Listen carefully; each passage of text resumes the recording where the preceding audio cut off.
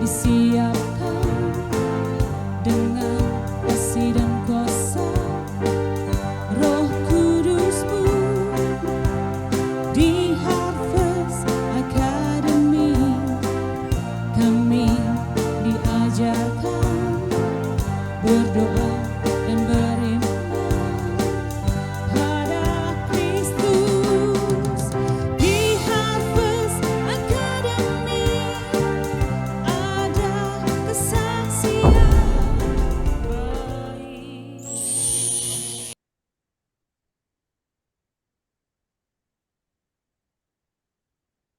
Ya, selamat pagi buat teman-teman rekan sekerja dalam pelayanan di Harvest Academy dan buat semua peserta yang ada dalam doa pagi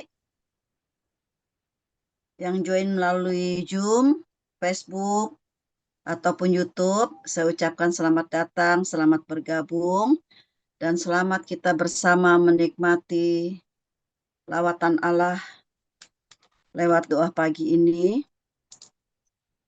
Sebelum kita memulai doa pagi kita bersama, saya minta Ibu Ramona boleh buka doa untuk menyerahkan dalam pimpinan Roh Kudus ya acara doa kita pagi hari ini. Silakan Ibu. Amin. Mari kita berdoa.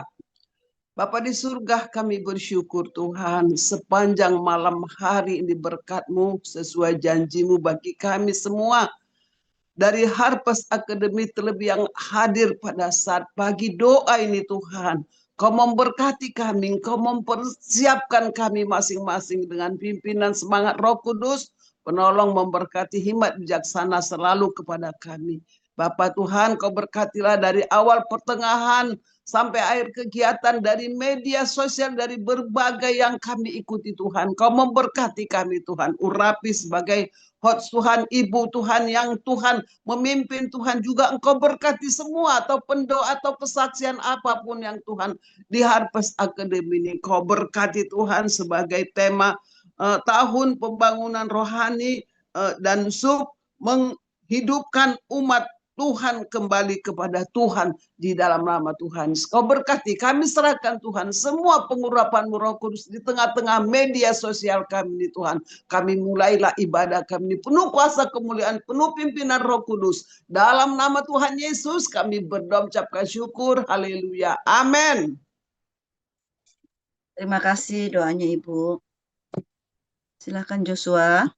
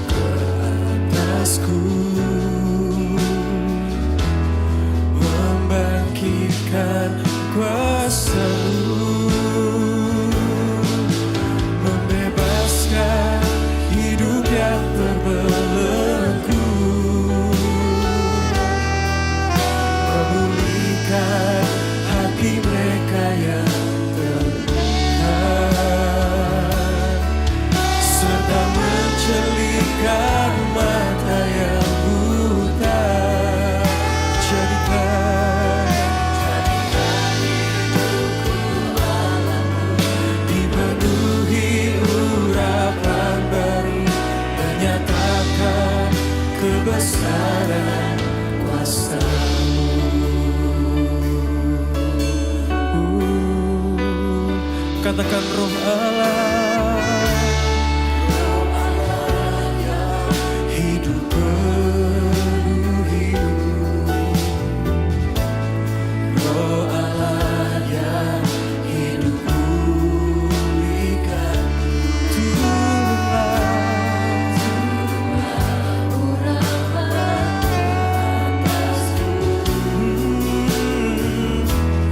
Membangkitkan kuasa-Mu, membebaskan hidup yang terbelenggu, memulihkan hati mereka yang terluka, serta mencerahkan mata yang buta.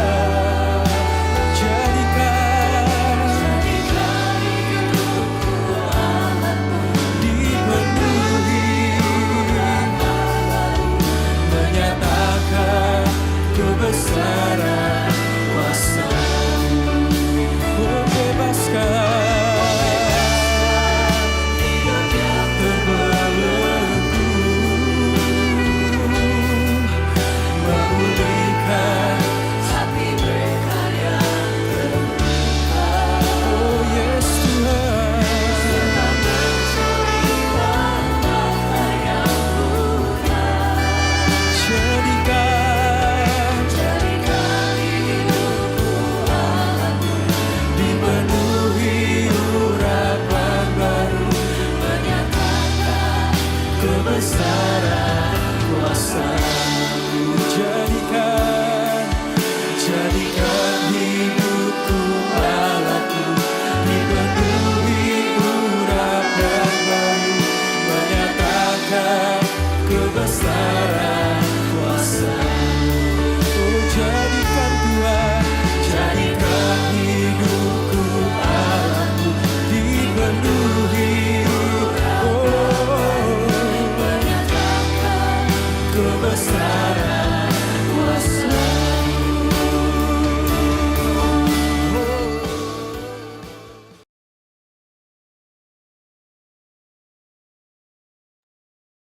Ya, selamat pagi, saudara-saudara sekasih dalam pelayanan. Puji Tuhan, sukacita ya. Lihat ada Pak Vincent yang sudah hadir, Pak Daniel, Pak Sabto, dan teman-teman sepelayanan.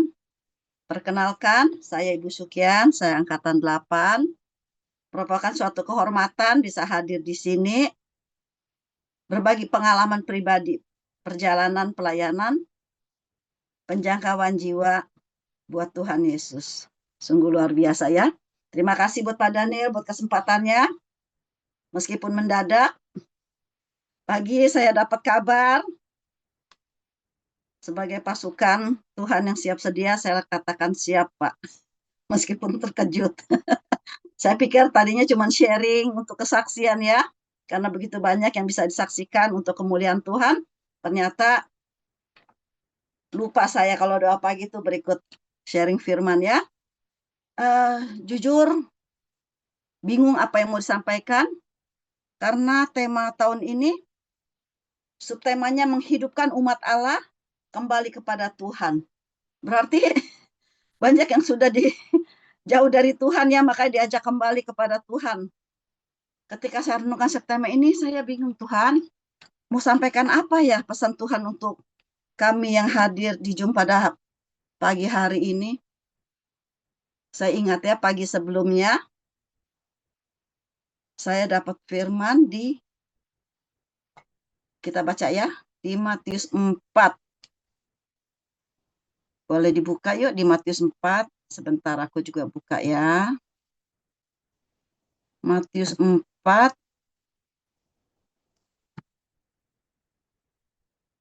ayat 1.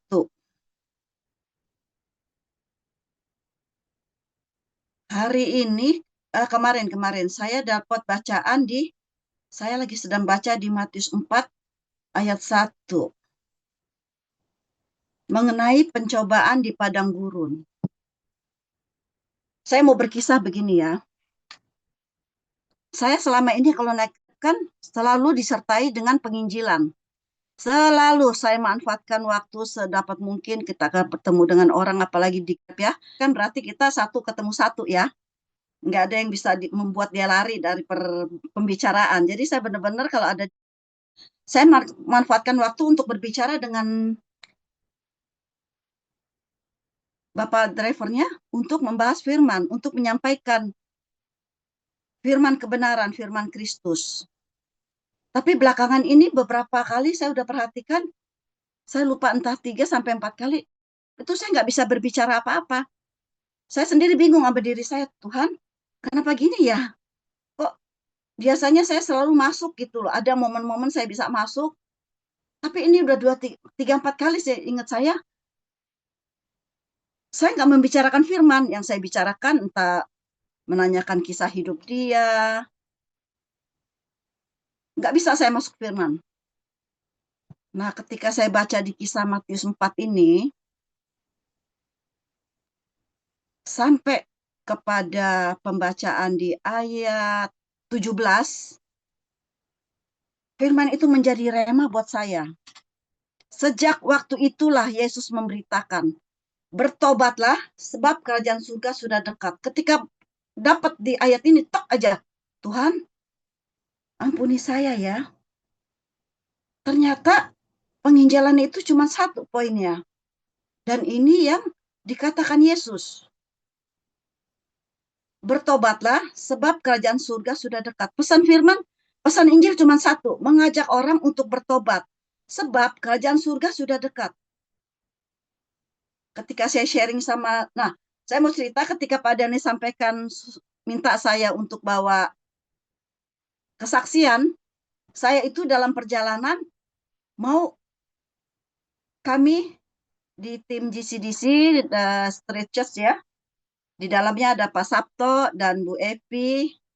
Kami ini dalam pertemuan untuk membuka satu penginjilan di ruang publik, yaitu di Petak 6 dan di Glodok. Jadi kami itu hari itu mau menyampaikan surat permohonan untuk bisa memakai tempat itu, karena sebelumnya sudah ada pembicaraan ya, bahwa kami akan diizinkan gitu. Tapi karena sudah saya oke sama Pak Daniel, saya bingung mau sharing apa ya, benar-benar saya bingung Pak Daniel nggak ada persiapan. Nah, ketika saya sharing dengan Bu Epi, Bu, saya kok dapat pesan Tuhan ini ya. Itu saya bukan mau sharing di ini ya, saya sharing pribadi gitu. Karena ketika kita bertemu, yang kami bicarakan tuh firman, Bu, saya kok dapat pesan ini sama Tuhan ya. Karena beberapa hari ini saya naik, baru kemarin saya ke Keris, saya kan lagi ikut pemuritan Keris, sekolah Alkitab ya, Bible College Keris ya. Hari Sabtu saya pergi, nggak juga dapat gitu loh. Bolak-balik saya naik, nggak dapat juga saya menyampaikan firman ke orang. Saya bilang bingung Bu, tapi ketika baca ini, roh saya itu seperti dihidupkan kembali, melompat gitu satu ini. Ya Tuhan, ternyata segitu gampangnya gitu loh untuk menginjil gitu loh. Nggak usah cari momen, nggak usah cari kata-kata, taruh di hati, ngajak orang bertobat karena kerajaan surga sudah dekat. Karena ini teladan yang diberikan Yesus sendiri gitu loh. Bukan yang diberikan oleh mentor atau oleh rasul, tapi Yesus. Karena sejak waktu itulah Yesus memberitakan, bertobatlah sebab kerajaan surga sudah dekat. Bu Epi nangkap nggak sih apa yang saya sampaikan? Saya bilang gitu. Kalau saya nangkep banget gitu loh firman Tuhan yang Tuhan sampaikan ke saya nangkep banget gitu. Bu Epi nangkep nggak sih gitu loh dengan bahasa saya? Nangkep sih Bu, katanya gitu. Nanti sampaikan aja ini Bu, katanya kepada teman-teman di Zoom Harvest. Oh gitu ya Bu, saya bilang. Ya udah coba saya. Tapi tetap saya masih bergumul gitu loh dalam tema ini. Tuhan, apa yang mau saya sampaikan, pesan apa? Akhirnya, karena dari pagi saya keluar, terus pulang saya baru sampai di rumah, karena di street kan sampai jam berapa kami ya, jam 11:30 atau jam berapa. Sampai di rumah, saya masih mempersiapkan ini, saya tidur 4:30, bangun 4:30, 1 jam saya tidur. Tapi yang saya dapat luar biasa Bapak Ibu selama saya persiapan ini. Karena di sini saya tulis ya.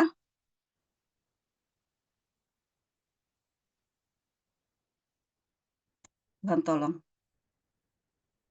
Di Matius 4 ayat 1 sampai 17 ini, saya coba urutkan. Yesus setelah dibaptis, ia dibawa ke padang gurun dan mengalami pencobaan. 1, ketika ia dicobai oleh rasa lapar. Manusiaannya Yesus tuh lagi dicobai. Ini Yesus ketika dicobai ini bukan dalam keilahiannya, tapi dalam kemanusiaannya, dan itu yang dialami oleh kita.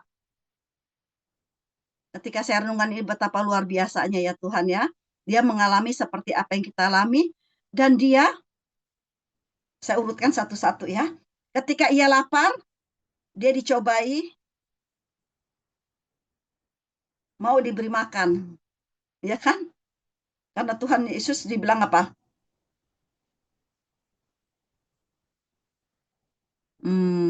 Di ayat berapa ya? Saya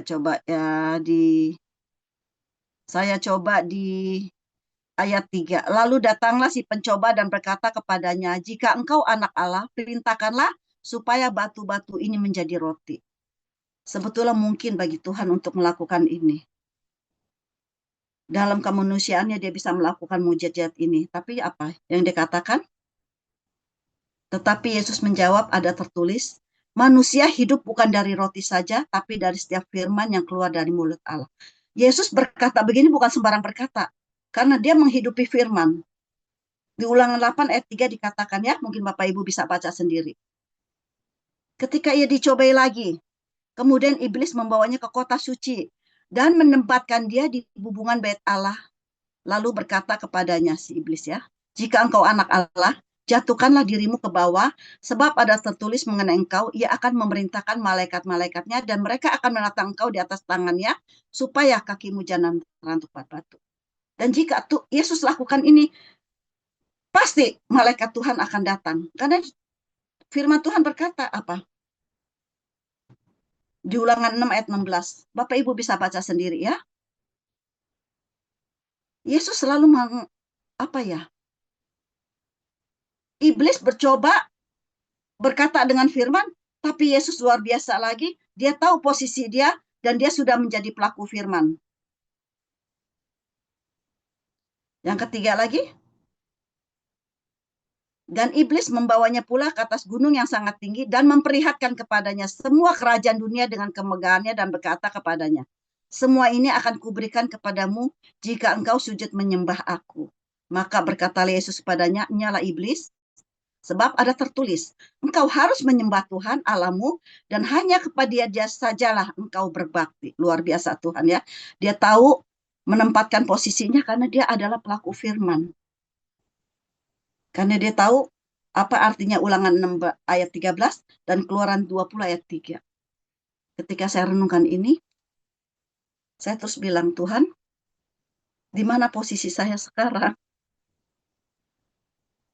Ya kan, seperti yang dikatakan, Yesus melakukan semuanya sesuai dengan firman. Terus di mana saya melakukannya sekarang, Tuhan? Jadi ketika saya menginjil, apa yang saya perkatakan?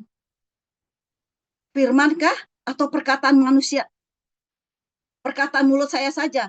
Karena ketika jujur sebagai manusia, dalam kedagingan, mungkin ketika kita menginjil, kita takut kan, kata-kata kita takut menyinggung perasaan orang. Kata-kata kita takut ditolak sama orang. Jadi kita berusaha untuk, yang saya bilang, kapan saya harus masuk? Sebetulnya itu cuma strategi manusia ya. Kalau Tuhan tidak, Tuhan cuma bilang, bertobatlah, kerajaan surga sudah dekat. Intinya cuma 2. Perkatakan itu saja, dan nanti Roh Kudus akan memimpin setiap pembicaraan kita. Yang penting hati kita dulu. Yesus tahu di mana posisinya berada. Yesus tahu ketika dia menghadapi serangan dari si iblis, rasa lapar itu, ya kan, rasa untuk diterima, karena sebagai manusia dia harus membuktikan. Iblis minta dia buktikan, ayo kalau kamu jatuhkan dirimu, nyatakan bahwa malaikatmu sanggup menopang engkau. Itu yang iblis mau serang dari kita. Nah saya belajar, ya Tuhan ampuni saya bilang, mungkin kenapa dalam 3 kali pertemuan dengan orang, saya tidak berani menyatakan ini. Mungkin saya sudah merasa takut kehilangan firman. Karena ketika saya baca ini, hari-hari biasa aja lewat gitu. Oh ya, Yesus dicobai dan Yesus menang. Dan saya juga sudah menang. Tapi saya nggak tahu intinya gitu. Kenapa Tuhan harus melalui dia dibaptis, dibawa ke gurun untuk dicobai, dan akhirnya dia baru melakukan perjalanannya. Kalau saya lihat di urutannya, baru setelah itu Yesus memanggil murid-murid pertamanya. Dia baru step by step. Dia manggil murid-muridnya, dia melakukan, kita lihat ya, di Yesus memanggil murid-murid pertama. Terus berlanjut lagi, Yesus mengajar. Yesus menyampaikan firman. Dan Yesus menyembuhkan orang. Itu step-step yang harus kita lalui gitu sebagai manusia. Dan saya tahu bahwa ujian yang saya alami itu sudah saya lalui. Karena apa? Yesus sudah membayar saya di atas kayu salib. Jadi bukan saya lagi yang melakukannya, tapi Yesus yang ada di dalam saya. Jadi ketika itu, sebenarnya saya sudah manusia Kristus. Nah, ketika saya renungkan ini, saya langsung bersyukur, Tuhan, siapa saya? Hanya manusia, tapi dipercaya untuk melakukan pekerjaan Yesus. Pekerjaan yang luar biasa. Yang sebetulnya sebagai manusia, mungkin saya takut. Mungkin sebagai manusia, mungkin saya nggak bisa. Tapi karena ada Yesus yang di dalam saya, itulah yang memampukan saya. Itu yang saya ini. Efesus 2 ayat 10 itu menjadi ayat favorit saya. Karena saya ini adalah ciptaan Allah, buatan Allah, diciptakan dalam Kristus Yesus untuk melakukan pekerjaan baik yang dipersiapkan Allah sebelumnya, dan ia mau supaya kita hidup di dalamnya. Itu luar biasa ayat bagi saya. Dan Yesus menghidupi ayat ini. Karena dari situ, ketika Yesus sudah menang, dia tahu identitas dia sebagai Allah. Dan hari itu dia menjadi anak Allah. Karena dia dalam rupa manusia, dia tahu identitasnya, dan dia menang, dan dia melakukan, dia temukan apa yang menjadi visinya, dan apa yang menjadi visinya. Visinya apa tadi? Yaitu di ayat 17.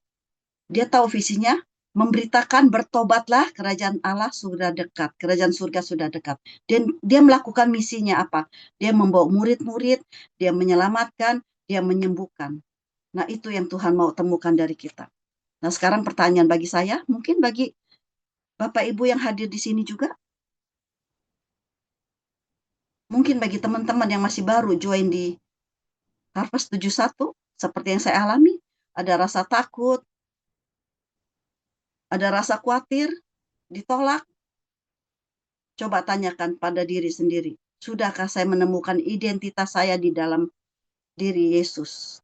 Bahwa saya adalah ciptaan baru, saya sudah ditebus, saya adalah orang yang berani, saya tidak penakut, karena saya tahu Yesus bukan orang yang penakut. Yesus berani mati sampai di kayu salib. Saya masa cuma ditolak aja sudah takut. Dikata-kata dia sudah takut. Jujur Bapak Ibu, saya bukan orang yang pemberani, tapi saya punya quotes ya, mungkin terlalu berani ya bagi Bapak Ibu, tapi itu saya mau hidupi. Saya selalu bilang, ketika saya pelayanan ke Mentawai, saya naik gunung, turun gunung dengan motor yang nggak ada rem. Bapak yang bonceng saya di belakang gini, Bu, maaf ya, saya karena bonceng ibu-ibu katanya, jadi saya nggak berani ngebut. Pak, anggap aja yang di belakang ini bapak-bapak, laki-laki pemberani. Saya bilang, udah kebut aja daripada nanti kita terbalik di jalan. Kalau waktu kebut-kebut, saya bilang. Karena saya bilang, saya tidak takut mati, tapi saya tidak cari mati. Kalau memang harus kebut-kebut, Pak, anggap aja ini di belakang laki-laki, saya bilang. Karena itulah yang Tuhan mau dari kita ya. Kita bukannya cari mati, tapi kita tidak takut mati. Murid-murid berani bayar harga, nggak ada yang matinya menyenangkan, karena mereka tahu siapa yang mereka beritakan. Karena mereka tahu siapa yang mereka mau promosikan, yaitu Yesus. Karena mereka sudah mengalami pengalaman pribadi berjumpa dengan Yesus. Mereka lihat loh, betapa Yesus berani, ya kan, menghadapi para ahli Taurat. Betapa Yesus berani ketika mati menghadapi salib. Mereka lihat dengan mata kepala mereka sendiri. Makanya itu yang membuat mereka berani. Kalau tidak ada mereka, mungkin kita hari ini tidak ada. Karena lewat mereka, firman, lewat Injil, melalui Paulus, melalui para rasul, para murid-murid Yesus, Injil sampai ke telinga orang tua kita, dan sampai kepada kita. Dan betapa banyak orang-orang di luar sana yang belum mendengar Injil, yang perlu mendengar Injil, lewat mulut kita. Jangan dibilang saya pemberani. Saya pernah punya rasa takut karena dalam, sekalian sharing ya, sopirnya pakai, bisa ditahu ya, betapa orang itu rohaninya dalam iman mereka. Saya ada rasa takut, saya bilang, aduh Tuhan, kalau dikunci, dibawa kabur, tamat sudah. Tapi itu ketakutan saya yang cuma sekejap. Keberanian memberitakan nama Tuhan karena saya tahu orang ini berhak juga untuk diselamatkan. Pertanyaan dia luar biasa. Dia bilang, Bu, maaf ya, karena dia tahu saya mau ke Keris. Bu, maaf ya, kalau bagi saya, bagi iman saya, kafir. Orang membilang Yesus itu anak Allah, menghujat. Terserah kalau ibu mau percaya. Saya bilang, kenapa Bapak ngomong begitu? Dia masa Allah beranak? Waduh, tiba-tiba saya dikasih pertanyaan begitu. Saya cuma bilang, Tuhan tolong saya dengan hikmat Tuhan yang baru, yang nggak pernah saya dengar. Akhirnya saya cuma berkata begini, Bapak, kita harus sepakat dulu ya, saya bilang. Setiap makhluk yang lahir dari rahim itu disebut anak. Contoh, kucing. Lahir dari rahim kucing disebut anak kucing. Ya kan? Binatang yang lain, monyet. Lahir dari rahim monyet disebut anak monyet. Kita sepakat ya, bahwa Tuhan Yesus, yang saya bilang Tuhan Yesus itu adalah Nabi Isa yang Bapak sebut, lahir dari seorang perawan yang namanya Maryam. Dan dalam Injil disebut Maria. Kita sepakat itu adalah orang yang sama. Bahwa Nabi Isa itu lahir dari rahim Maryam tanpa campur tangan laki-laki. Dia itu lahir dari roh Allah, saya bilang begitu. Kita harus sepakat dulu di situ. Iya, dia lahir dari roh Allah. Nah, itulah kenapa dia disebut anak Allah, saya bilang. Karena dia lahir dari rahim seorang wanita, dari roh Allah dia disebut anak Allah. Tapi karena dia manusia, dia disebut anak manusia, yaitu dia diberi nama Yesus. Saya bilang, kita sepakat dulu di situ. Saya bilang, dia diam ya Bapak Ibu. Betapa luar biasanya hikmat yang Tuhan kasih ke saya. Ini saya coba persingkat ya, saya cuma mau jelaskan betapa ketika kita mau mempercayakan Yesus yang ada dalam kita, itu hikmatnya itu luar biasa. Di situ dia diam. Banyak pertanyaan lagi mengenai Tritunggal, mengapa Yesus mati di salib. Nah, dia tanya. Terus dia bilang terlalu naif. Dia bilang seorang yang ibu sebut Allah harus mati di salib. Nah, saya bilang itulah Pak, luar biasanya Allah kami, yaitu Tuhan Yesus. Justru dia yang mulia, dia yang tanpa dosa, dia yang adalah Allah mau mati di salib. Bapak tahu nggak? Zaman dulu mati di salib itu mati untuk orang yang benar-benar yang terkutuk. Nggak ada dosa yang lebih parah lagi selain orang yang mati di salib. Kutuk itu benar-benar. Itu orang yang paling terkutuk, yang sudah nggak bisa diampuni lagi. Itu. Yesus mau mati secara terkutuk untuk menggantikan kita manusia yang terkutuk ini, supaya kita yang terkutuk menjadi mulia di hadapan Allah. Puji Tuhan, luar biasa, dia nggak bisa berbantah Bapak Ibu. Dan dia berkata lagi mengenai apa ya, kok saya tiba-tiba lupa ya. 3 pertanyaan dia. Yesus anak Allah, yang dia bilang Tritunggal itu. Kenapa Yesus disebut anak Allah? Yesus mau mati, disalib. Aduh, kenapa tiba-tiba saya lupa ya, kan ini mendadak. Oke, nanti saya sharing ya. Tapi itu poin penting, keilahian Yesus.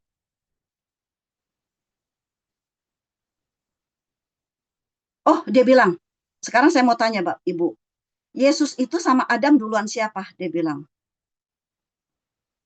Terus saya tanya balik, Bapak melihatnya dari posisi apa? Dia sebagai Allah atau dia sebagai manusia? Kalau sebagai Allah, dia lebih dulu dari Adam. Justru dia datang hadir dalam rupa manusia karena untuk menyelamatkan generasi Adam yang sudah berdosa.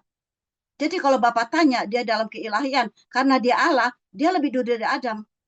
Makanya dia lahir dalam rupa manusia untuk menyelamatkan generasi Adam.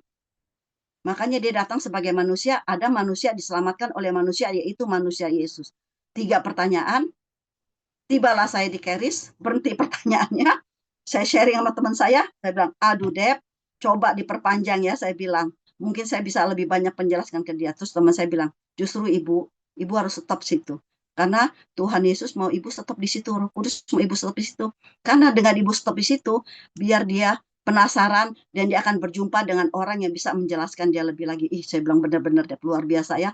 Tuhan punya waktu dan momen yang tepat. Mungkin kalau saya masuk lebih dalamnya, saya akan terjebak dalam pertanyaan-pertanyaan dia yang belum bisa saya jawab. Itu saya belajar. Jadi nggak usah takut Bapak Ibu. Beri keberanian. Beri keberanian pada kami. Dan Tuhan udah beri keberanian. Cuman mau nggak kita gitu loh, memakai keberanian yang Tuhan kasih. Karena iblis coba menipu pikiran kita, menyerang rasa takut kita. Yaitu diserang rasa lapar, diserang pengakuan sebagai manusia yang hebat, diserang dengan kedagingan, mau hidup nyaman, itu dari iblis semuanya. Kita manusia roh dan kita sudah mengalahkan daging. Seperti Yesus, dalam kedagingannya dia sudah mengalahkan daging dan dia hidup dalam roh. Itu yang Bapak Ibu yang harus kita hidupi sekarang. Terus saya bilang sama tadi pagi, kemarin ya berarti sama Bu Epi, Bu berarti belum terlambat ya, saya mau praktekkan. Wah saya bilang tapi saya udah gak ada kesempatan mau naik ya, karena saya sama teman kan naik mobil. Wah tapi jangan khawatir, kita masih ada street. Bener, di street saya praktekkan. Udah nggak ada rasa. Biasanya saya kalau di street suka begini, mau kemana Ibu? Mau cari mangsa. Maksudnya mau cari orang, karena saya masih milih-milih gitu loh. Siapa yang bisa saya deketin? Saya bilang lagi cari mangsa. Tapi sekarang tidak. Setiap orang yang kita temui harus kita sampaikan firman. Jadi bukan saya yang cari mangsa, tapi Yesus yang ada dalam saya lebih tahu mangsa mana yang dia mau ini lagi. Jadi pembaharuan pola pikir gitu loh. Jadi bukan kita lagi yang bergerak, bukan saya lagi bagaimana Tuhan saya mau menyampaikan kebenaran, saya cuma taruh. Tuhan Yesus aja udah memberi contoh, menyatakan bertobatlah, kerajaan Allah sudah dekat. Itu yang harus mereka tahu. Karena hari-hari ini udah makin jahat kan. Perang-perangan yang apa maksudnya? Dari sisi iman kita juga kita bilang begitu, dari sisi Muslim juga mereka bilang, dunia udah mau makin dekat. Kerajaan Allah sudah semakin dekat. Jadi bukan waktunya lagi kita duduk-duduk manis, memaintenan kedagingan kita sudah hidup enak, makan sudah cukup, mungkin harta sudah punya, udah hidup nyaman, jangan terlena dengan kenyamanan kita, kalahkan daging, dan hiduplah dengan roh. Karena roh itu yang bekerja dalam hidup kita, roh itu yang akan menolong kita. Saya ingat anak saya bertanya, Mama, kenapa Mama? Saya kan suka posting ya pelayanan saya kepada anak-anak. Mama kenapa mau sampai ke kolong, melayani orang-orang? Nah, satu saya mau tambahkan. Ini kita sharing ya, karena teman-teman, maksudnya kita kan sepelayanan ya, mengalahkan rasa takut, rasa jijik. Karena ada orang, teman saya bilang, saya mau lu kayak kamu busukan, ikut sampai kamu itu ke kolong-kolong, tapi saya geli gitu loh sama mereka, belum baunya, belum ininya, itu rasa takut, jijik ya. Mungkin ada orang yang rasa jijik takut. Saya punya pengalaman Bapak Ibu. Saya masuk ke dalam satu di kolong, rumahnya tanah, cuma dikasih karpet. Tahu kan karpet nggak bisa tembus air kan? Air di mana tergenang. Saya lihat dia piara kucing, piara ayam. Lagi makan ikan, ada kucing tapi nggak dimakan kucing. Kan? Mungkin udah bosan kali kucing makan bareng. Ada kucing, ada ayam dia. Dan dia lagi lumpuh, lagi stroke, duduk jadinya dalam posisi duduk di lantai. Kami datang, kami memberi salam. Sebagai tamu yang baik, saya lepas sendal, saya masuk. Pas saya injak satu kali, tek, waduh anget-anget, apa ini? Saya bilang, ya kan ada ayam, ada kucing ya, antara, mohon maaf ya kan, kotoran mereka berdua kan. Ada, aduh anget-anget apa nih? Tapi udah melangkah, nggak bisa mundur. Satu kaki melangkah lagi, aduh apa ini basah-basah ya, antara dua lah. Entar pipisnya dia, ya kan, atau pipisnya kucing gitu kan. Tapi saya udah keburu melangkah masuk di situ kan ke dalam. Terus teman saya baru masuk dari belakang. Aduh, apa nih? Dep, udah masuk. Saya bilang nggak usah ini. Cuma karena dia refleks, dia buru-buru keluar, dia cuci kaki baru dia masuk. Tapi karena saya udah melangkah, saya udah nggak bisa keluar lagi kan. Takut melukai ya tuan rumah kan. Akhirnya saya masuk, kami sharing, kami doakan, kami sembuhkan dia, kami bangun imannya di dalam Yesus. Keluar baru saya cuci kaki, saya bersih-bersih. Tapi dari situ Bapak Ibu, rasa jijik itu sudah tidak ada. Benar-benar saya sudah tidak ada jijik. Karena saya sudah mengalahkannya gitu. Saya sudah mengalaminya. Jadi Bapak Ibu yang mengalami ketakutan, maju terus. Ketika kita diperhadapkan dan kita sudah melewati, itulah kemenangan kita. Nah, setelah melewati itu, saya ketemu satu, mohon maaf ya, pengemis. Seperti borok-borokan begitu badannya. Tapi bukan kusta, tapi borok-borok bintik-bintik gitu ya kan. Tapi karena saya mau doakan, nah saya punya satu kebiasaan ya, yang Tuhan kasih ke saya. Kalau habis mendoakan orang, saya pasti peluk. Kalau habis doain orang, pasti saya peluk. Saya bilang, Yesus cinta kamu, sebagai bukti ibu cinta kamu. Maksud saya tindakan profetik. Karena Yesus mencintai kamu, saya mencintai kamu, saya peluk. Terus setelah saya layani, ya kan, saya jalan lagi, terus ketemu pemulung yang lain kan sana mungkin banyak pemulung kan. Terus dia bilang, ibu, kok ibu mau sih tadi sama orang itu, maksudnya berinteraksi gitu kan dia sakit bu, begini-gini. Ya nggak apa-apa, buktinya saya nggak apa-apa. Itulah kasih, kita harus mengalahkan segala-galanya. Karena saya tahu ketika kita melayani ada covering dari Tuhan. Ada covering dari Tuhan. Nggak tahu, saya kalau pas pelayanan orang, saya doain, ibu mau doain, kalau doain pasti saya peluk. Saya menyatakan tuh, Yesus mengasihi kamu, saya juga mengasihi kamu.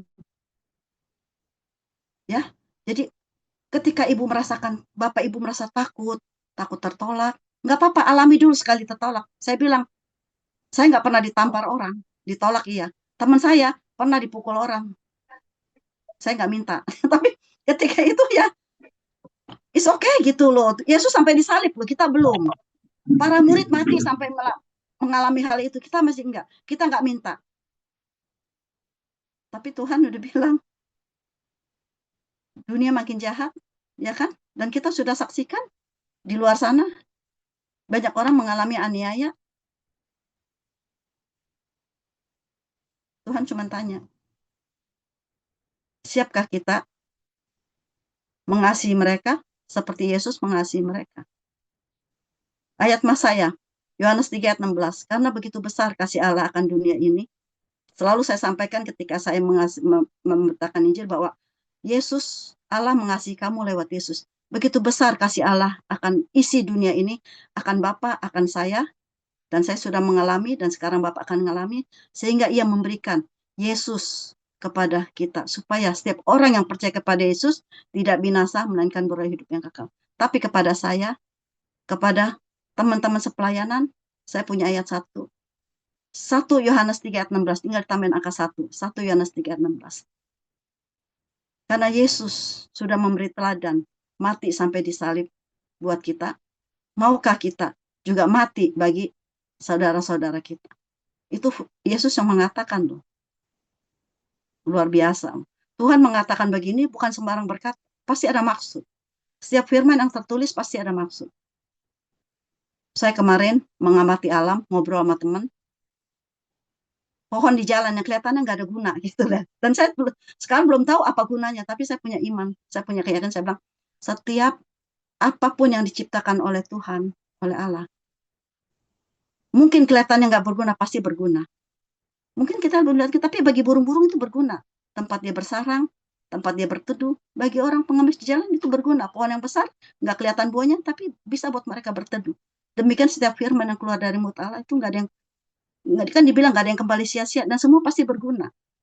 Berguna untuk mempersiapkan kita, gitu loh. Jadi ketika kita mengalami masalah, kita berdoa bukan Tuhan gini, tapi memberi kita kekuatan menghadapi gitu loh.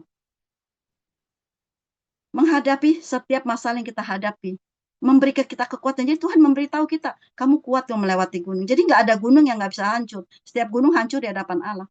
Tapi bagaimana kita bisa melewati gunung itu bersama dengan Allah. Dengan kekuatan Allah. Dengan kekuatan yang Yesus kasihkan buat kita. Aduh, saya kalau udah sharing firman. Puji Tuhan ya. Tapi saya mau tutup ya sharing hari ini. Kita baca di Roma 8 ayat 35. Ini ayat kekuatan buat saya. Membuat saya ada sampai hari ini karena ayat ini. Saya bacakan ya. Siapakah yang akan memisahkan kita dari kasih Kristus? Penindasankah? Atau kesesakan? atau penganiayaan, atau kelaparan, atau ketelanjangan, atau pedang, atau bahaya, atau pedang. Seperti ada tertulis, oleh karena engkau, kami ada dalam bahaya maut sepanjang hari. Karena kami telah dianggap sebagai domba-domba sembelihan. Tetapi dalam semuanya itu kita lebih daripada orang-orang yang menang. Oleh Dia yang telah mengasihi. Sebab aku yakin bahwa baik maut maupun hidup, baik malaikat-malaikat, baik maupun pemerintah-pemerintah, baik yang ada sekarang maupun yang akan datang, atau kuasa-kuasa, baik yang di atas maupun yang di bawah, ataupun suatu makhluk lain, tidak ada yang dapat memisahkan kita dari kasih Allah yang ada dalam Kristus Yesus Tuhan kita. Ini yang menjadi jawaban ketika anak saya tanya, Mama, kenapa Mama mau ke kolong panas-panas siang-siang, pergi ke daerah yang hanya bertidur alas papan, menyeberangi laut hanya dengan kapal kecil. Saya masih bilang sama pemimpin saya, Pak Jeb, ini kapal dipersiapkan untuk lewatin sungai apa laut? Soal kami mentawai lewat laut, tapi dengan sampannya kecil. Saya bercanda, saya bilang ini kita nih Bu, dipakai nih buat lewatin sungai apa laut, karena kami melewati laut. Ketika ombak datang, air masuk semua. Tapi itulah karena kasih Yesus yang ada dalam hidupku mengalahkan semuanya. Dan kasih Kristus itu sebetulnya itu kita. Karena kita dalam Kristus, Kristus dalam Yesus. Dan tidak ada yang dapat memisahkan kita dari kasih Allah yang ada dalam Kristus Yesus Tuhan kita. Sekian sharing saya ya. Biarlah ini boleh menjadi pengingat bagi saya, bagi teman-teman yang sudah memberi diri. Ketika Tuhan bilang, siapa yang kamu kuutus? Ketika kita bilang, Tuhan, utuslah aku. Ingat, bukan dengan kekuatan kita, tapi dengan kasih Kristus. Karena kalau cuma kita bilang kita mau, saya mau terjun, saya mau ikut karena saya ada waktu, kan ini nanti kita akan lelah sendiri dan kita akan nyerah sendiri. Kita akan tergus oleh waktu. Tapi ketika kita bilang, karena aku mengasihi Yesus, melalui mengasihi jiwa-jiwa, karena Yesus ada dalam hidupku, yang itu kasih Yesus, itu nggak pernah habis. Karena kasih Yesus nggak pernah habis buat kita. Dan kasih kita nggak pernah habis buat mereka. Nah, sekian aja sharing dari saya. Yuk, ada yang mau didoakan atau ada teman-teman yang mau sharing? Silakan. Ada yang mau sharing atau mau didoakan? Ada dalam Zoom ini yang mau didoakan? Atau ada yang dari YouTube?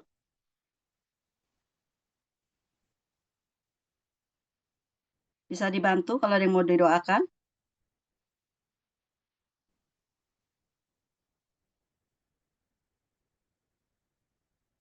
Ada? Puji Tuhan ya. Berarti kita semua sehat ya. Kalau belum ada kesaksian, saya mau tambah satu kesaksian lagi. 2 minggu yang lalu, saya melayani sebetulnya orang ini sudah lama dibaptis, sudah lama bertobat. Dia seorang penari wayang orang. Dari kecil, betapa kuat ikatan-ikatan roh-roh begitu kan. Ketika dia diajarkan nama Tuhan Yesus, dia selalu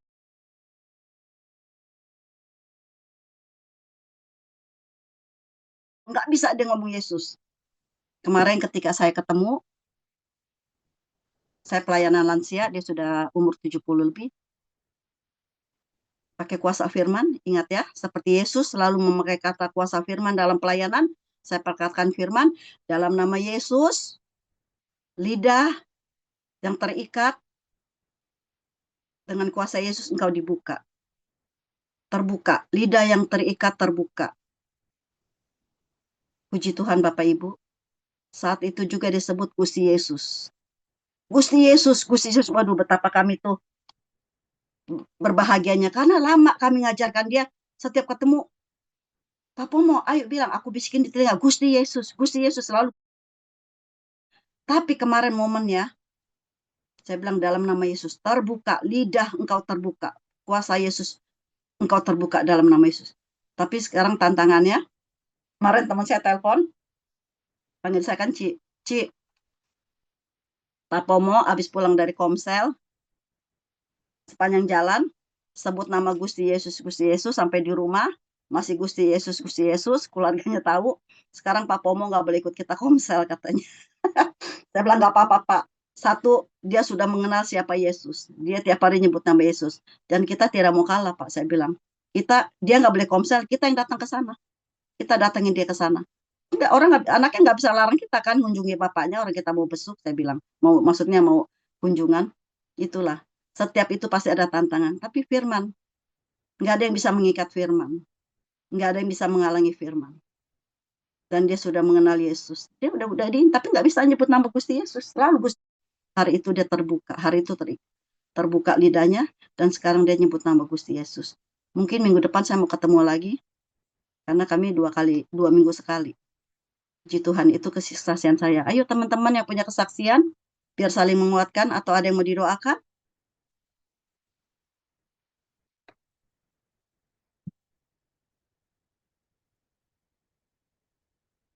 Ada yang mau bersaksi lagi?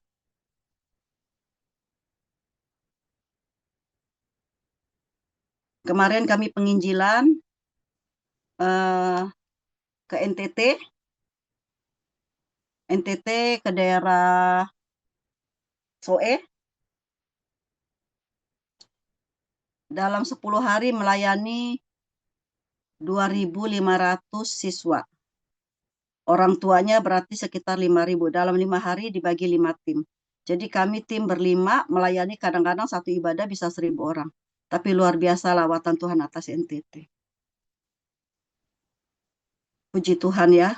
Tuhan Yesus sedang melawat semua umatnya. Kalau tidak ada, boleh Pak Vincent? Luar biasa Ibu Sukian. Kita beri kemuliaan bagi Tuhan, kita beri tepuk tangan buat hambanya, Ibu Yesus Sukian. yang luar biasa. Luar biasa. Ya. Bapak Ibu, firman hari ini Ibu Sukian bagikan tentang Yesus dicobai saat lapar dengan roti, rubah batu jadi roti, dibawa ke tempat yang tinggi untuk menjatuhkan diri. Tadi dijelaskan oleh Ibu Sukian bahwa itu pengakuan orang bahwa memang siapa dia hebat. Itu dicobain Yesus, dan Yesus diberikan kekayaan, kemegahan, ya, jika sembah kepada iblis. Iblis tahu Yesus itu Allah. Iblis sangat tahu, ya. Tapi kenapa Yesus mengalami semua ini? Untuk dicobain seperti yang manusia alami. Yesus izinkan semua ini terjadi karena Yesus tahu bahwa saudara dan saya akan mengalami cobaan ini. Kebutuhan kita bukan hanya roti, mungkin uang, mungkin tempat tinggal, mungkin hal yang lain. Dan yang kedua, tentang pengakuan. Tuhan tahu bahwa kita semua akan dibawa ini. Pengakuan. Pengakuan akan eksistensi kita. Oh, saya hamba Tuhan yang hebat. Atau apa, ya kan? Dan yang ketiga itu glamour, kemegahan dunia. Itu semua kita akan cobai. Yesus berkata ada tertulis. Waktu itu belum ada kitab suci. Tapi Yesus katakan itu untuk supaya kita ingat. Ingat apa yang ada tertulis.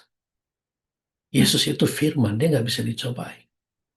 Tapi dilalui oleh itu semua. Saya ingat 6 tahun yang lalu, ngobrol dengan Ibu Sukian. Ibu Sukian sebelum ikut Harvest, sudah buka rumah buat rumah singgah, buat tampung orang-orang sakit dari berbagai suku, latar belakang, agama, dikasih gratis. Dan Ibu Sukian beritahu saya, nyesal saya tidak injilin mereka. Mereka tinggal, ada yang sembuh, ada yang tidak sembuh, ada yang meninggal, ada yang hidup. Dan begitu aja. Karena Ibu Sukian hanya paham bahwa itu perbuatan baik. Perbuatan baik. Ya. Tapi perbuatan baik tidak cukup untuk menyelamatkan. Karena iman timbul dari pendengaran. pendengaran akan firman Tuhan. Firman harus diberitakan. Dan kita dengar pagi hari ini betapa dahsyat Ibu Sukian beritakan Injil kemana-mana dan tetap berbuat baik. Waktu awal bertobat baru, setiap hari saya berdoa 3 jam setiap hari. Mau bahasa roh tidak bahasa roh, saya berdoa 3 jam supaya diurapi Tuhan. Ya. Saya belum pernah bernyanyi sebelum saya kenal Yesus.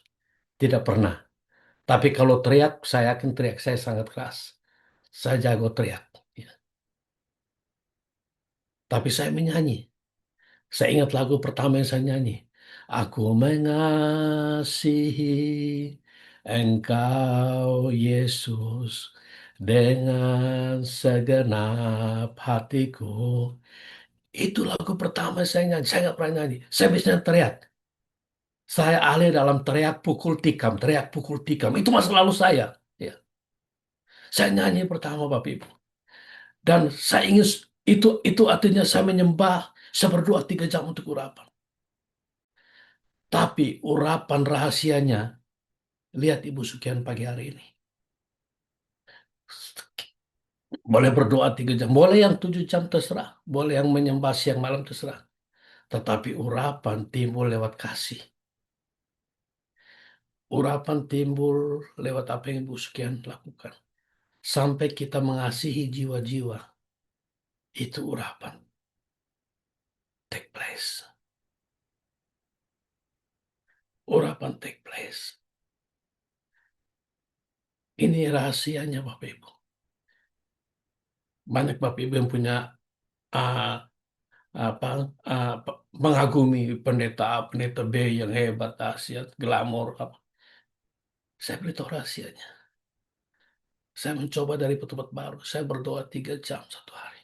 Menyembah non-stop. Tapi tidak ada rahasia urapan. Lewat hati yang dimiliki Ibu Sukian pagi hari ini. Ini the true anointed. Ini akan saudara akan melihat lumpuh berjalan, buta melihat. Dan untuk menginjil, saya sudah puluhan tahun menginjil. Tapi minggu lalu, saya lagi ngopi di McDonald. Saya lagi sendiri, pagi-pagi ngopi. Ada 2 anak muda di pojok sana, pacaran. Tapi pacarannya udah terlalu berlebihan. Buat saya mengganggu banget. Tapi dalam hati saya bilang saya habisin kopi saya dulu, saya akan ke sana. Dan waktu saya mau ke sana, Bapak Ibu jangan pikir kita pengalaman. Tidak ada pengalaman di dalam Tuhan. Kita adalah murid-murid yang terus belajar. Saya ke sana karena saya mengasihi mereka. Mereka anak muda. Dan saya tanya mereka, ternyata mereka kelas 3 SMA. Dan saya tanya mereka, ternyata mereka polos. Dan saya tahu anak-anak muda. Mengapa? Karena Bapak Ibu juga pernah muda. Anak-anak muda cari identitas. Seperti Yesus mau dicobain jatuh dari tempat yang tinggi, menunjukkan jati diri. Saya tahu anak-anak muda mencari identitas. Dan identitas saudara akan temukan di dalam Yesus. Yesus adalah the true identity. Identitas yang real itu Yesus. Saya cerita kesaksian saya kepada mereka. Dan Bapak Ibu, saya tanya kamu mau ikut Yesus, mereka mau. Mereka mau bertobat, mereka mau. Tidak terlalu ramai, tapi ada banyak orang-orang lain. Orang-orang Middle East dan sebagainya. Mereka 2 mau berdoa bersama saya. Dan saya beritahu bahwa anak-anak muda, mengapa ada night club, ya, diskotik, semuanya cari identity. Dan saya bilang, kamu akan temukan Yesus. Jangan sia-siakan masa mudamu. Bertobat, ikut Yesus. Yesus tidak pernah salah karena dia jalan kebenaran dan hidup. Saudara tidak perlu tersesat karena dia jalan. Dan dia tidak bawa pada kematian, dia bawa pada hidup. Dan mereka bertobat. Setelah bertobat, saya ngobrol dengan mereka seperti teman. Saya bilang, saudara tahu nggak, saya ke sini seperti Bapak Ibu mungkin alami. Hati saya itu 50-50. Mungkin saya diterima. Mungkin saya ditolak. Mungkin saya ditolak. Mungkin saya malu. Karena itu daerah kerja saya. Ya. Saya tidak terkenal tapi cukup dikenal. Mungkin dipermalukan. Anak-anak muda ini saya tidak kenal mereka. Dan mereka bertobat. Setiap saya menginjil, saya tahu itu 50-50 chance. Entah saya ditolak atau saya diterima. Sampai hari ini. Kadang-kadang tidak, jangan ikuti perasaan. Urapan tidak ikuti perasaan. Urapan ikuti firman. Firman adalah beritakan Injil. Baik tidak baik waktunya. Kadang perasaan saya tidak ingin beritakan Injil. Karena kadang saya rasa lelah. Tapi itu perasaan. Firman Tuhan bilang terus beritakan Injil. Kabarkan tentang pertobatan. Kabarkan tentang kasih Kristus. Dan Bapak Ibu, kalau bukan untuk jiwa-jiwa, seperti yang hati yang Bu Sukian gambarkan, Bapak Ibu mau berdoa, saya berdoa berjam-jam. Mau pujian penyembahan, saya nggak bisa bernyanyi, saya menyembah. Saya menyembah. Semua baik. Tapi urapan akan tersendat. Karena urapan hanya mengalir lewat sungai. Sungai kasih. Sampai saudara keluar mengasihi jiwa-jiwa. Saya sangat mencintai gereja. Saya tetap member dari gereja. Saya tidak pernah menceritakan dari anak saya dari kecil sampai hari ini keburukan gereja kepada mereka. Karena saya mau kasih image yang baik tentang gereja. Tapi saya beritahu bahwa gereja tidak sempurna. Tapi gereja adalah komunitas yang bagus, culture yang bagus. Kita di sini tidak membuat pengajaran baru, tapi kita mau bangunkan teman-teman kita yang masih hanya fokus di dalam gedung. Mari kita keluar. Dunia butuh Yesus. Dunia butuh Yesus. Desperate untuk Yesus. Sangat desperate, Bapak Ibu. Bapak Ibu, apa yang saya rasakan, Ibu sekalian rasakan, Pak Sabto, Pak Daniel, semua yang sudah pengalaman, sama. Setiap kali kita jangkau jiwa, kita tidak tahu kita ditolak atau diterima. Tapi yang kita tahu bahwa dia butuh yang namanya Yesus. Di bawah kolong langit ini tidak ada agama menyelamatkan, satu agama pun tidak ada. Tidak ada perbuatan baik menyelamatkan, tidak ada. Kita semua tahu bahwa kita diselamatkan karena kasih anugerah. Karena kasih anugerah. Dan anugerah itu kita terima lewat iman. Dan iman itu timbul jika kita dengar. Kita dengar benih iman, yaitu nama Yesus. Nama Yesus. Saudara, mujizat terjadi pada saat ada penyembahan. Mengapa mujizat terjadi? Karena penyembah itu sebut nama Yesus. Saudara mendoakan mujizat terjadi. Kenapa mujizat terjadi? Karena nama Yesus. Saudara ada pergumulan hidup. Mengapa Tuhan buka jalan? Karena nama Yesus. Nama Yesus itu segala nama. Nama di atas segala nama. Nama yang dibutuhkan manusia. Jangan kita kungkung di dalam gedung gereja atau hanya di dalam keluarga kita. Bagikan. Ibu sekian cerita kepada saya 6 tahun lalu dia sudah melakukan perbuatan baik. Tapi dia menyesal. Dia menyesal bukan melakukan perbuatan baik. Karena dia belum memberitakan Injil. Tapi hari ini dia beritakan Injil. Artinya, kalau saya bisa, ibu sekian bisa, saudara pun bisa. Bisa. Karena bukan kuat dan gagah perkasa kita. Tapi oleh Rohku, firman Tuhan semesta alam. Ingat ayat lama ini. Zakaria pasal 4 ayat 6. Tuhan Yesus memberkati. Ya. Silakan Bu Sukian. Ya. Ya, terima kasih Pak Vincent buat kata-kata yang firman yang menguatkan kita semua ya. Benar kata Pak Vincent. Dulu saya menyesal ada yang sampai meninggal tidak sempat saya layani dan saya tidak mau hal itu terjadi lagi. Dan saya akan terus menebusnya. dengan mengasihi banyak jiwa-jiwa lagi mendengar firman Tuhan, mendengar keselamatan. Ya, kita tutup ya doa pagi kita hari ini. Biarlah kita masing-masing boleh membawa pesan pribadi dari Tuhan, apa yang akan kita lakukan setelah. Mungkin ada pengumuman Pak Dani sebelum kita doa penutup. Oh ya, Pak Dani ada pengumuman? Ya.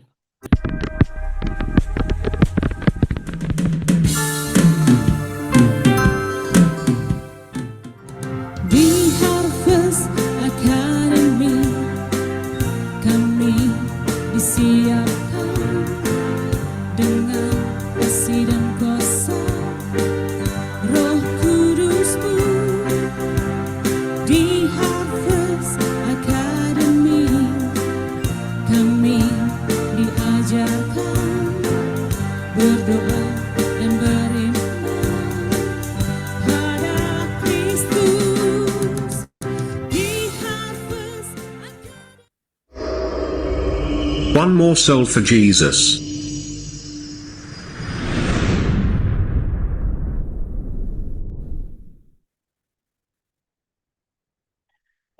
Sebelum kita tutup, Bapak Ibu, Pak Dani hadir hari ini. Dia tetap hadir. Dia juga mengalami tantangan seperti saudara dan saya. Saudara dari adik iparnya, ya, saudara dari Ibu Feby, beberapa hari lalu sudah pulang ke rumah Tuhan, dan juga anggota Harvest Academy, Bapak Ibu, gak salah angkatan 42. Jadi dalam keadaan tantangan, beliau tetap melayani, Bapak Ibu. Hidup kita tidak disetir oleh keadaan. Ini yang dilakukan Pak Dani. Mungkin saya boleh minta Pastor Sabto mendoakan Pak Dani dan keluarga. Ya, baik. Ya, sebelumnya turut berduka sekaligus turut bersuka cita juga ya Pak Dani ya. Pasti keluarga yang terkasih sudah bertemu dengan penciptanya, juru selamatnya di sorga. Dan bagi seluruh keluarga, Roh Kuduslah dan firman Tuhan menjadi penghiburan kekuatan sejati. Mari kita berdoa. Bapa di sorga, kami tahu hidup kami semua ada di dalam tangan-Mu, dalam rencana-Mu ya Tuhan. Selama kami ada di dunia ini Tuhan, kami akan mengalami segala sesuatu karena kemanusiaan kami, karena keadaan kami ya Tuhan. Tapi justru ketika kami mengalami semua tekanan, kesulitan, permasalahan Tuhan, di situ Engkau bentuk kami, di situ Engkau murnikan kami. Demikian juga kalau saat ini, demikian juga Tuhan, sehingga kami juga mengalami orang-orang yang kami kasihi meninggalkan kami. Demikian juga saat ini dialami oleh keluarga daripada Pak Daniel, khususnya dari Ibu Febe ya Tuhan, saudaranya yang dikasihi Tuhan, telah kembali kepadamu. Kami berdoa biarlah penghiburan kuasa-Mu Roh Kudus dan dari firman-Mu Tuhan menjadi penghiburan kekuatan yang sejati bagi keluarga ini ya Tuhan. Karena firman-Mu lah yang menyelamatkan kami, firman menghidupkan kami, firman-Mu lah menjadi penghiburan kekuatan bagi setiap kami secara khusus, bagi keluarga Pak Daniel, Ibu Febe ya Tuhan. Bahkan ya Tuhan, kami percaya Tuhan, Engkau sanggup Tuhan mengubahkan air mata menjadi sukacita ya Tuhan. Kain kabung menjadi tari-tarian, itu Engkau ya Tuhan. Dan itu selalu Kau lakukan bagi orang yang percaya dan berharap kepadamu Tuhan. Kami percaya ya Tuhan, ada maksud dan rencana-Mu bagi seluruh kehidupan keluarga Pak Daniel dan Ibu Febe ya Tuhan. Terima kasih, dalam pakai terus keluarga ini ya Tuhan, dalam kesetiaan ketekunannya ya Tuhan yang telah Engkau mereka nyatakan ya Tuhan, sampai hari ini Tuhan, itu semua sangat menyukakan dan menyenangkan hatimu. Terima kasih Tuhan, seluruh keluarga semua diberkati ya Tuhan, seluruh prosesinya juga ya, keluarga ditinggalkan semua dalam penghiburan kekuatan-Mu ya Tuhan. Di dalam nama Yesus kami berdoa, amin. Amin. Terima kasih Pak Sabto. Minggu ini juga selain ada doa pagi bahasa Inggris, Dan nanti sore kita modul kedua angkatan 71. Dan minggu ini juga ada Teens dan Youth, Bapak Ibu. Ya, belum sempat buat brosurnya, tapi minggu ini ada Teens dan Youth. Bapak Ibu, mengapa saya ketemu anak-anak muda? Saya suka memberitakan Injil kepada mereka. Karena dan mereka 90% mereka pasti bertobat, Bapak Ibu. Karena saya beritahu, kalau mereka tidak bertobat pun, yang 10%, ini kita bicara segala agama, Bapak Ibu. Karena mereka ragu-ragu untuk terima Yesus saat itu, karena something new. Tapi saya tetap minta izin, boleh nggak saya doakan kamu? Tidak ada yang pernah menolak untuk saya doakan mereka. Karena saya beritahu bahwa true identity in Jesus. Amin. Dan Bapak Ibu, saya beritahu mereka, hai anak muda, saya tidak muda lagi. Tapi yang saya alami, the best age, 17 to 29. Saya bilang, ini tenaga besar. Kamu nggak perlu drug.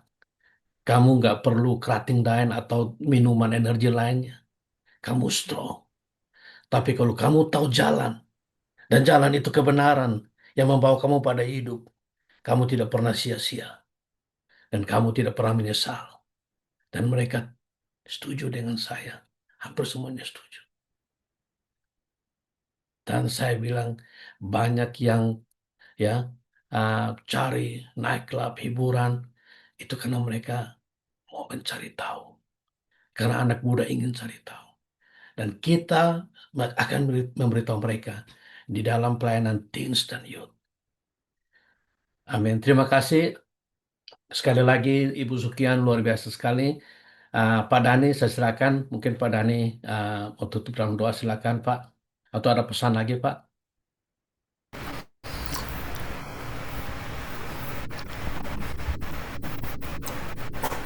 Terima kasih untuk dukungan semuanya.